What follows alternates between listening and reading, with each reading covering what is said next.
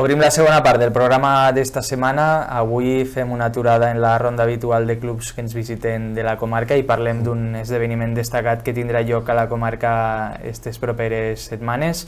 Parlem de l'edició número 40 del Campionat del Món de Pesca en categoria masculina i l'edició número 31 en categoria femenina. I per a parlar d'aquest esdeveniment ens acompanyen els següents convidats.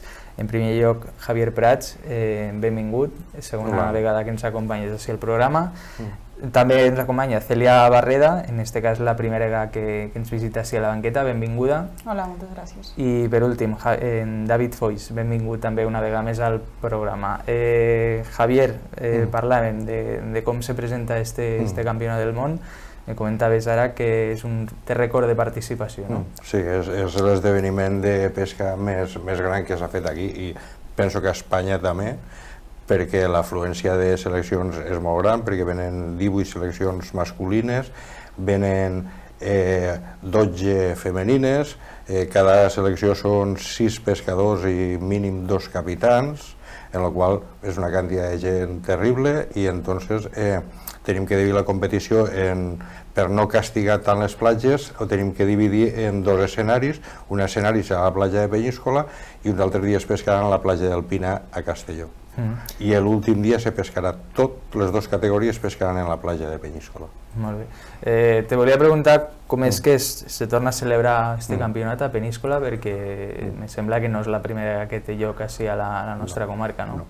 Se torna a celebrar aquí, primer perquè Peníscola és un ajuntament que fica totes les facilitats del món per a aquest tipus d'esdeveniments, en el qual estem molt agraïts.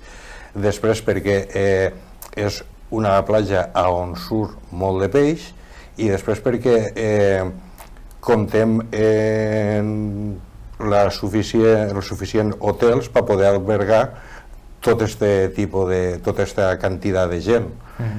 A més, els hotels no és com en altres països on se fan competicions, que els hotels estan molt lluny de les platges. Aquí tenim l'hotel i davant la platja, en el qual els pescadors estan encantats i és per ells el paradís. Se donen totes les condicions per a que se pugui celebrar. Ara parlarem un poc de com se presenta o com s'organitzarà a nivell de sistema de competició i classificació, etc. Celia, per a tu, este campionat com se te presenta? Quines expectatives tens? Expectatives molt bones, és a casa aquest any, llavors amb moltes ganes. Crec que tenim un equip, jo parlo de les dones, molt bo i molt fort i amb moltes ganes i a veure com surt. Just abans de que vingueu així a l'estudi a fer l'entrevista comenteu que veníeu d'entrenar. Suposo que estos últims dies són ja d'acabar d'ultimar detalls i sobretot d'adaptació al lloc on fareu el campionat, no? Efectivament, ara ja és els últims detalls de preparació i quan més t'acostes als dies de la competició és més important saber què està eixint, com està la mar, si està més bruta, més neta, si hi ha més peix, quines espècies. S'ha pescat moltes vegades a Peníscola, però és important quan s'apropa la competició tindre més informació. La setmana que ve ja entrenem tota la selecció, tant la masculina com la femenina aquí, estarem 4 dies entrenant i la posterior ja és el Mundial. Molt bé. A dia d'avui, nervis, ganes de que arribi, com són... Expectació. Expectació. I amb ganes de que arribi i positiva i esperant bons resultats i èxits. Molt bé. David, per a tu, com se presenta este Mundial així a casa una vegada més? Bueno, un poquet diferent este Mundial per a mi. Jo sempre, de la majoria dels Mundials que he estat com a pescador i esta vegada m'han donat el plaer de ser el capitán de la selecció masculina i també sentes un poc la responsabilitat. Al fin i al cap és un poc un entrenador i sentes una responsabilitat de que tens que fer-lo bé per a la resta de l'equip, que les coses funcionen. Així que un poc diferent i intentar que surti el millor. I expectatives d'aconseguir algun resultat, algun objectiu en concret? Sí, home, expectatives sempre estan de fer una medalla a nivell de seleccions, estic parlant. Espero que se pugui donar, ja que Espanya és un país molt fort dins del món de la competició i a veure si hi ha sort i se pot donar. I estos dies, a banda del que comentàvem, dels nervis, de les ganes de que arribi allà, com estan sent els entrenaments, quines sensacions esteu tenint sobre el terreny on després competireu? Complicades les sensacions perquè el temps no ha acompanyat molt durant aquestes últimes setmanes. L'aigua està bruta, ha baixat els rius, de repent plou, de repent canvia i això no és positiu a nivell de tenir una regularitat a practicar, sobretot. Perquè si tu a la pràctica i un dia fa sol i l'altre dia fa núvol ja te canvia tot. O si un dia està més calma, un dia no. Ara hi ha un poc d'incertidumbre de que les coses continuen igual. En principi el temps donen bon oratge, no?, per a aquestes properes setmanes. Sembla que el tema de la lana ja, per fortuna, sobretot per a pobles de València, ja s'ha acabat, no? Sí, per fortuna ja ha passat, però la mar se'n recorda d'això. La mar sempre va un mes després. Si canvia l'oratge, la mar no canvia de temperatura. La mar aguantarà un mes més fins que a poc se vaya gelant. Això és temps. La mar necessita temps per adaptar-se, per assentar tot el que ha baixat dels rius, perquè les coses tornen a estar com estaven. I bueno, això també ho parlàvem abans, Javier, que les condicions del mar Mediterrani són diferents, evidentment, als altres, però que aquests últims temporals poden haver afectat al peix, que s'ha pogut marxar cap a dins, però ara està tornant, no? Sí, a veure, el peix quan hi ha aquests temporals que això marxa de la costa, perquè clar, si no, en aquests temporals els deixaria fora de l'aigua. Entonces marxa. Però, clar, acaba tornant perquè marxa on hi ha més profunditat, l'aigua està més freda i, clar, després torna perquè torna aigua més calenta. Entonces, a veure, tornarà i en teoria, pues, en estos dies que queden hasta la competició, suposem que l'aigua se netejarà bastant més, perquè ja està bastant més neta que estava este cap de setmana, i també s'acabarà de netejar i el peix s'arrimarà, amb la qual jo penso que serà bastant millor que ara les condicions de pesca. Bueno, Celia, per als que us puga estar ara veient-nos des de casa i no conega molt la vostra modalitat esportiva, per explicar o per fer un recordatori ràpid en què consisteix, com ho explicaries? La nostra modalitat és mar costa, pesquem des de la platja. La platja en els mundials en concret se sol dividir en 5 sectors i en cada sector hi ha una persona de cada país, de cada nació. Fem un dia d'entrenament oficial, que és un entrenament tant per als participants, però sobretot per a tema d'organització, de saber que tot funciona bé, i després 4 dies de competició. Se van fent classificacions individuals i per nacions i després se van acumulant, i l'últim dia és ja l'entrega de premis. I explicació, doncs, pareix més fàcil del que realment és, però hi ha molta tècnica, depenent molt dels materials, de les distàncies, inclús de la forma de carnar, de la forma de tensar, del fil de l'am, de les bolles, el posto que tens davant, si és més profund o si és menys, té molts de matisos. En l'anterior ocasió que ens vau visitar, a l'entrevista al programa, recordo que ens expliqueu que hi havia un procés darrere també d'estudi del territori i del peix de cada lloc, no? És una feina que una vegada esteu en competició no es veu tot el que hi ha darrere, David. Sí, sobretot el tema de reconeixement sobretot a playes noves. Nosaltres així, la playa de Penyíscola, al fin i al cap, és una playa que estem molt habituats, però a part d'això també molta preparació a nivell de material. Material tens que preparar-lo tu. I són moltes hores a casa preparant material, amarrant hams. Pensa que la quantitat d'hams que portem nosaltres a la caixa de pescar no te la podries imaginar. Poden ser 1.000 o 1.500 hams, fàcilment. I això tens que lligar-los un a un i muntar-los a un aparell per a que estigui tot perfecte, tot a una medida perfecta, tot a qualsevol circumstància està preparat i que el resultat surti i que puguis pescar bé. I tot aquest equipament suposo que és una despesa que corre a càrrec vostre o teniu algun tipus de patrocinador, sponsor que vos facilita tot aquest equipament? Com funciona en el vostre cas? Sí, és a càrrec nostre, hi ha parts que són a càrrec nostre, després hi ha patrocinadors que t'ajuden en material i depèn un poc també de la persona. Hi ha gent que és tot despesa pròpia i hi ha gent que és patrocini, depèn un poc. Molt bé. Javier, comentava abans David el tema dels capitans, dels pescadors, com estan estructurats els equips i com és la composició dels equips. Pues bueno, hi ha 5 pescadors que pesquen, un a cada sector, com ha comentat Cèlia, i hi ha un pescador que és un reserva.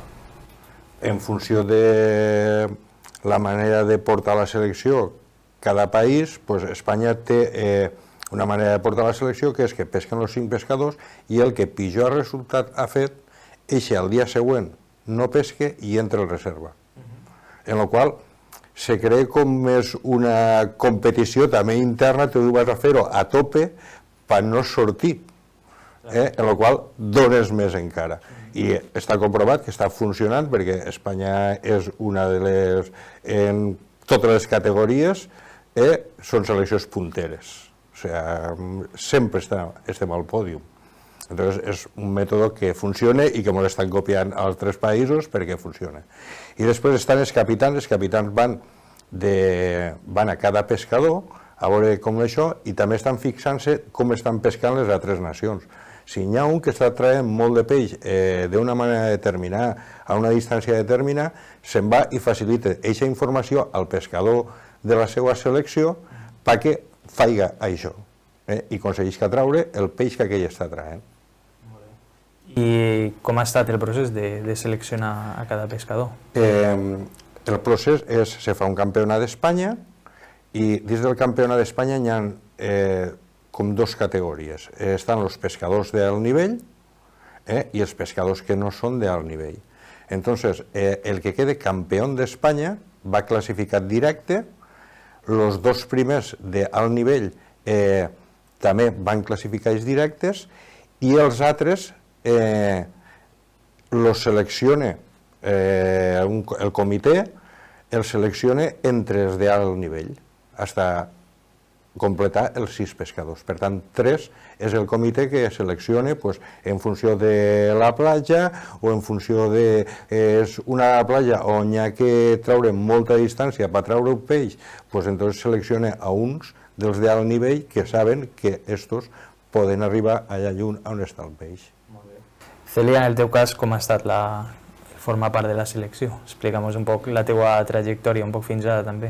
En aquest cas, me vaig classificar directe l'any passat al Campionat d'Espanya, vaig ser campiona de l'alt nivell, llavors vaig passar directe a este Mundial i la meva trajectòria en la pesca és llarga. Vaig començar pescant al meu club al Port en 5 anys, als 9 anys vaig anar al meu primer Campionat d'Espanya infantil, vaig estar fins als 15-16 en tots ells en el sub-16 i als 16 anys les xiques tenim la possibilitat de seguir competint en ells, en els xics, o anar allà directament a les dames.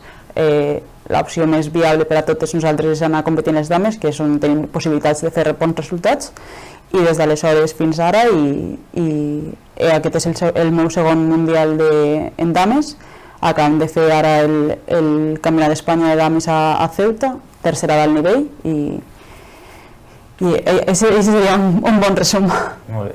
I què tal és la selecció que porteu per a este Mundial? Suposo que les teues companyes de selecció seran gent que coneixes, que hauràs competit contra elles o bueno, que en general són conegudes per a tu, no? Sí, som les de sempre.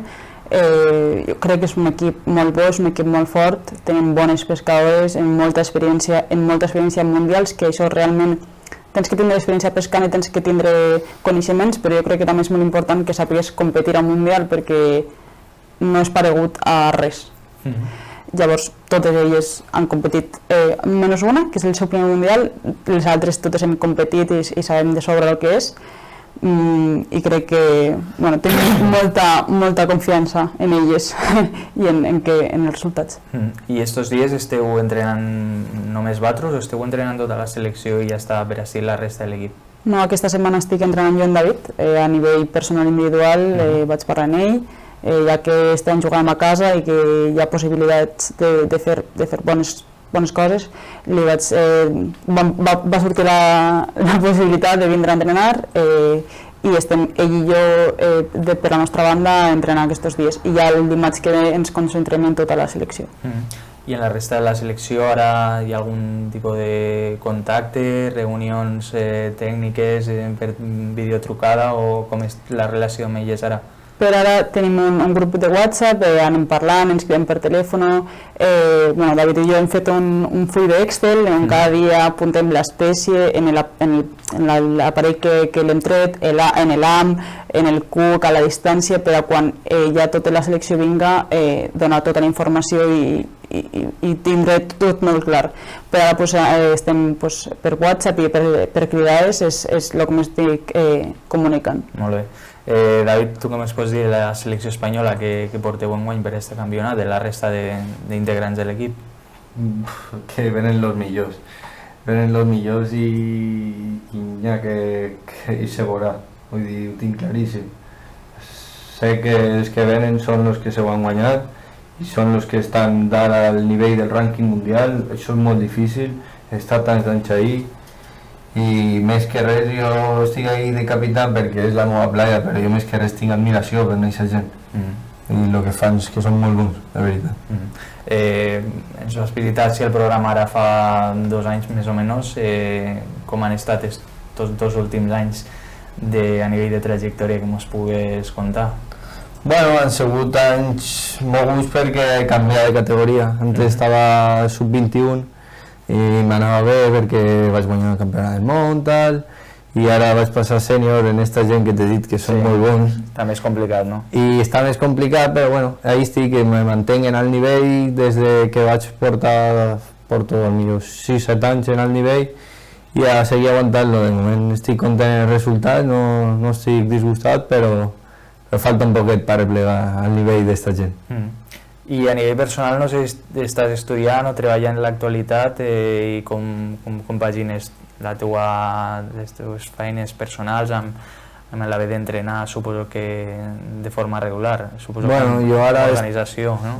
He estat 4 mesos en un barco, jo treballo a la mar i durant 4 mesos pues les canyes ni veure-les, però vaig a plegar aquí i el primer que vaig fer va ser agafar les canyes del carret i anar-me'n a la playa. I ara aprofitar al màxim el temps a casa per anar a pescar el màxim que puga. Així que el que no se pot un temps se podrà el doble l'altre.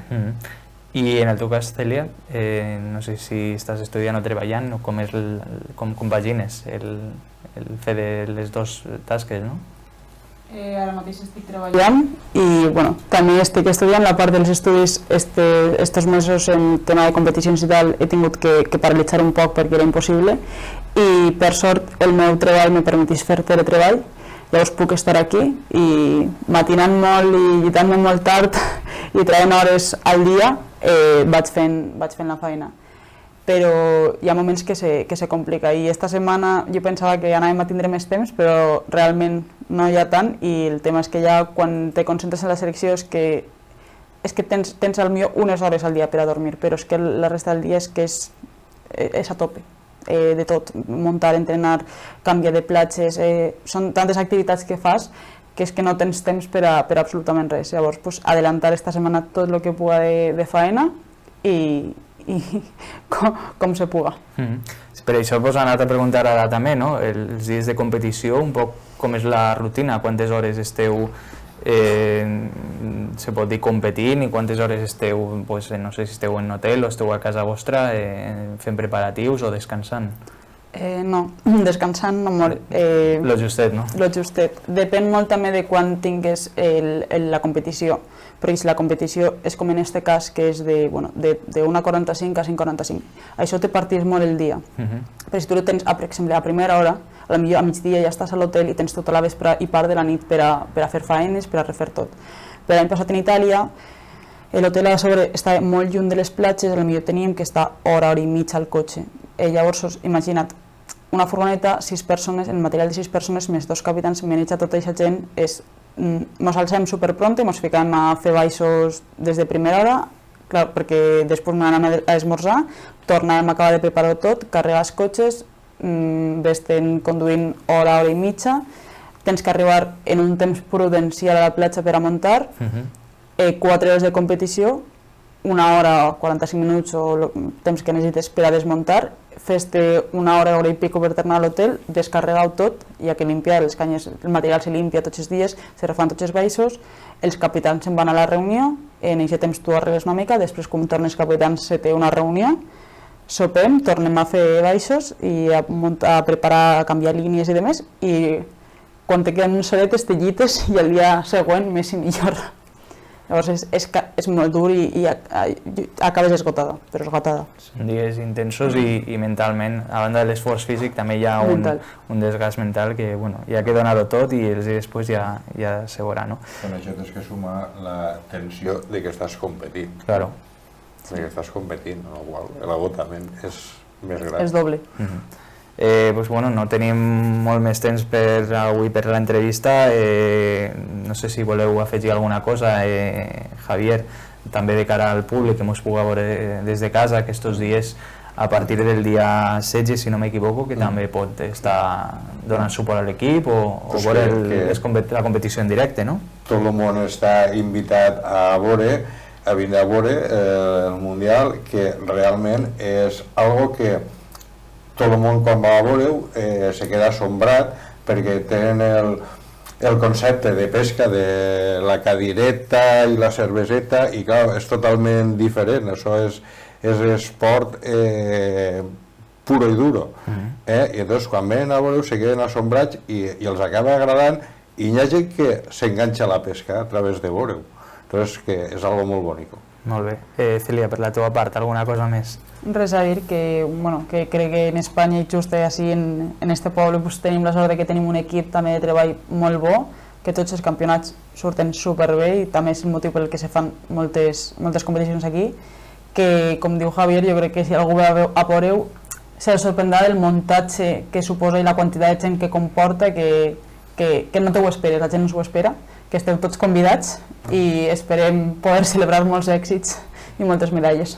Molt bé, i tanquem amb tu, David. Alguna cosa més? El mateix, que animo a tota la gent de la comarca que s'arrime a la platja, que és un dia diferent i que aprofiten per a veure aquest esport i conèixer un poquet més i res, recordar-li que estarem allí des del dia 16 de 1:45 a 5:45 tots els dies fins al dia 22 de novembre. Molt bé, gràcies per haver-vos aprovat així al nostre estudi. Sabem que aneu un poc justos de temps amb els entrenaments, amb la vostra vida personal, així que gràcies per estar amb nosaltres i sobretot molta sort per este campionat. Anirem seguint-vos i esperem comptar a partir del dia 23 bones notícies. Moltes gràcies i molta sort als tres. Gràcies a vosaltres. Moltes gràcies.